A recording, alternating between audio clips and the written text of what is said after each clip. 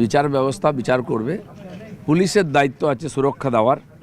কিন্তু আমরাও তো এই কথা আপিল করতাম, এই ধরনের কোনো দুর্ঘটনা হলো আমরা যেতাম, কোনো অনুষ্ঠানে জেলায় প্রোগ্রাম করতে যেতাম, এই টিএমসি দুষ্কৃতকারীরা ঘিরে ধরে গাড়ি ভাঙতো, ইট পাটকেল মারতো, মাথা ফাটাতো আমাদের কর্মীদের। ইলেকশনের কিছুদিন আগে পর্যন্ত মাননীয় খগেন মুর্মু, ওখানকার এমএলএ, তাদের রক্তাক্ত করা হয়েছিল, সে দৃশ্য আমরা ভুলিনি।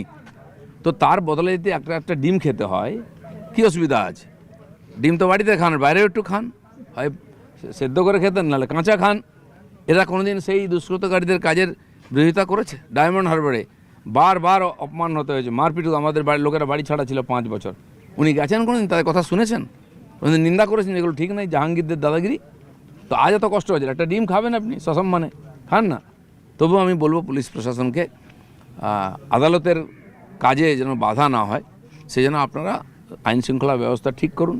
যারা অ্যাপিয়ার হবেন কোর্টে তারা যেন পৌঁছতে পারেন সেই ব্যবস্থাও করুন, যাতে বিচার ব্যবস্থা সুচারুরূপে চলে।